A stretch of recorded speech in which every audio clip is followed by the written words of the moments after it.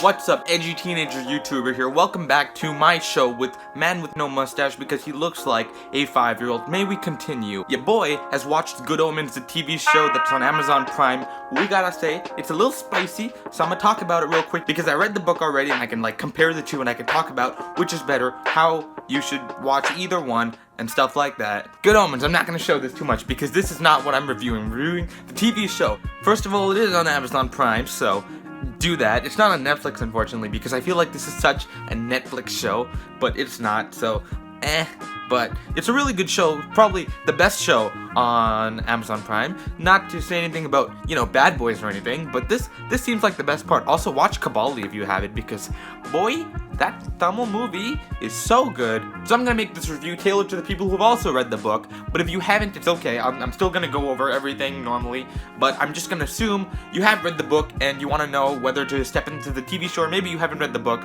but you wanna see the TV show based on the fact that the book is so powerful. So it's a book angled review. First things first, it's really short, so it's exactly the perfect length. I can't fault it for being too long, because there's a couple episodes where I'm like, okay, well, they added a lot of stuff that I feel like previously wasn't there, or previously we did not care about whatsoever, but there's a crazy amount of stuff that they just straight cut out, because they were like, oh, I guess we don't need this, and those are all the things that I exactly felt that the original book needed to cut out. Most of those being cut scenes and little character development scenes, and I think if we just cut those out, the series makes it much better, because it's really, not really, but fairly fast-paced. If you know about the book, you know that this isn't exactly the most fast-paced story. It's more rich in, character, symbolism, stuff like that. It's a more richer story rather than a fast-paced story. It's not a story you just read quickly, just get off of. You need to kind of read it, digest it. It's an interesting story in that way. It's not a quick read. But like I was saying, the things that they had put into the TV show, which had not previously been there in the book, was, I think, the best choice that they made, because there's a lot of fillery stuff. It really feels like filler if you have read the book and then you watch the TV show. You feel like these things are just really fillery, and it's really odd.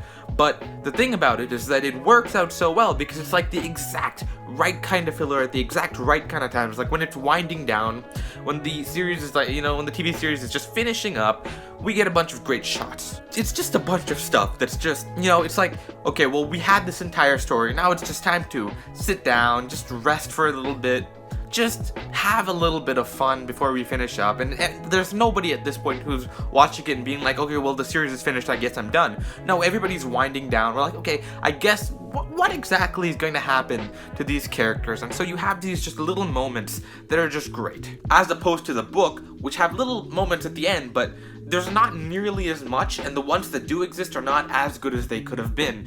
I think the main big thing about the story in the book was that there was a lot of bulky, really detailed stuff throughout the main plot, and then when it's winding down, there's not that much going on. And mostly that, the book is not that great towards the ending. It's much better at the beginning and the middle. But in the series, it's a lot better in the ending. I think the ending was my favorite part, because a lot of stuff was added. One specific thing that it's been a while since I read the book and then I watched the series, but there's one thing that I know, this definitely did not happen, and I think putting it in, Benedict Cumberbatch, you know what I mean if you watch the series, bro, that was great. That was wonderful stuff. On the hype scale, I give it a 10 out of 10 because it was pretty hype. But basically, they were all great. Everything that they added in was just wonderful, especially the stuff in the last episode, man. we wind down in the book, and it's kind of lame, but in this series, dude, they wind down, and they just keep putting in, that good stuff, the interesting stuff, that's just oh, I get it. That's great. That's really smart, because it feels like stuff that would actually appear within the book, but didn't appear in the book, and it translates to film so well, which is another one of the great things, is that it translates it to film.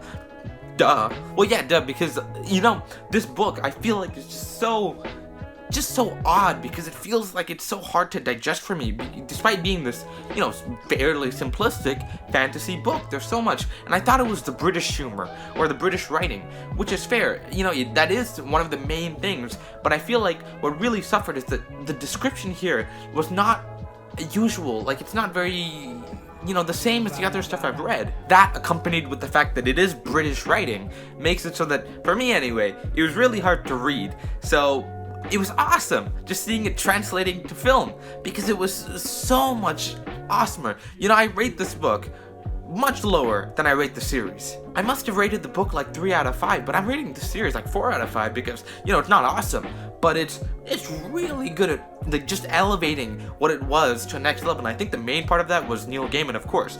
But, you know, you can't just take a random writer and put him to screen. Obviously, he does work in screen a little bit, but mainly he is, you know, a writer of books, like that kind of stuff. But, you know, just translating it to the screen was just a phenomenally great job, and I don't remember who did it, but whoever did it was great. They picked great actors, they picked, you know, great voice cast, they picked great animators, stuff like that, that just made it so good. Just next level. Obviously, the two actors are just brilliant, but I think the main thing about it is that things were just so much easier to understand when they were on screen. Like, for example, there's a couple things, like, you know, the switch of, you know, okay, well, you're not gonna care if you don't know it, but it's in, like, it's like at the beginning of the episode, and then being very non-specific. So, essentially, there is a baby swap, which is really so confusing within the book. And I had a comment the other day, and it was really a helpful comment, because they said, you know, if you reread the book a couple times, it really gets so much easier to understand.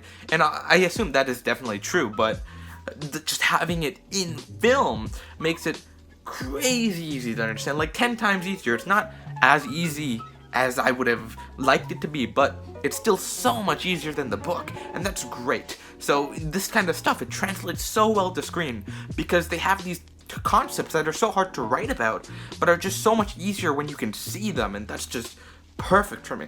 But there is one drawback, because in writing, there's one big limitation of film that you can't do in writing, which is that you can't really express people's thoughts that much. And I think the most funny joke of the entire book was so butchered when it came to the film version, or the series version, whatever.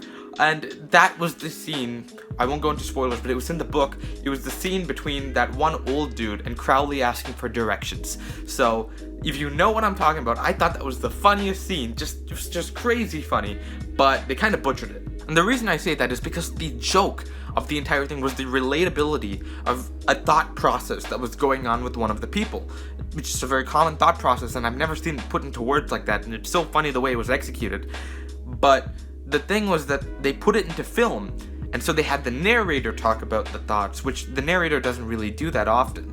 And at the same time, they also have, you know, the kind of going forward into the future, just like a hypothetical reality of what he was thinking, and then going back into what really happened, and that just kind of blundered around, and I think they completely butchered that, which is so unfortunate. It wasn't that bad, but it was so much worse than the, like, written version. I thought, you know, that's one of the limitations. There's some things that just do not work in screen, and this is one of those things. So I'm just gonna say, that part wasn't the greatest, but I think just all of the other film stuff just elevates it above the book, especially because of Neil Gaiman's contributions, because clearly, from what I can see about him being in the show, he did a lot of stuff. He did like a crazy amount of stuff, adding to the story, adding to the cast, adding to everything, basically. Just saying that it makes it so much better just because the writer was in it and able to fulfill his dream of what it would have been just in television. So essentially, I'm saying stuff was cut out, that was great. Stuff was added, that was even more great. But, you know, some of the stuff that was adapted into film was not as great as other things. But overall, I think the film version or the television version just made it next level. Just increased it by a whole bunch of notches, you know? So I'm gonna go ahead and give this a 4 out of 5, 10 out of 10 in the hype specter something or other, I don't know, but it's a 4 out of 5 for me. It's a really great thing that's happened. It's one of the first, you know, new adaptations of fantasy books, because, you know, Game of Thrones is over, what's next? This isn't it. This is really great, but this isn't it, unfortunately, because it's so small scale. But I don't know, who knows, this could become a classic. I did like watching the series more than I liked reading the book, but the book is so much more famous, probably because it has a lot more time to grow. But I'm gonna give that to you guys. I'm gonna say that's all from me. thank you guys for watching. I hope you guys enjoyed. If you did enjoy this video, please don't forget to click the like button down below. And if you did enjoy my face, enjoy me talking, my editing, anything like that, take a look through my videos. Maybe see if there's any other books that you've seen that, you know, maybe you want to hear about. Maybe you want me to review, anything like that. Look through my channel. I'm reviewing, you know, Stormlight right now, which is going to take forever because I haven't read at all. So it's going to take absolutely for like 600 more pages for the next review. I'm sorry.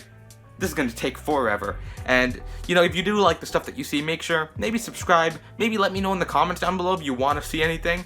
I would love to hear your guys' criticisms. I would love to hear what you guys think. Just anything at all. I'll see you guys in the comments down below, and if not, I'll just see you guys in the next video. See ya!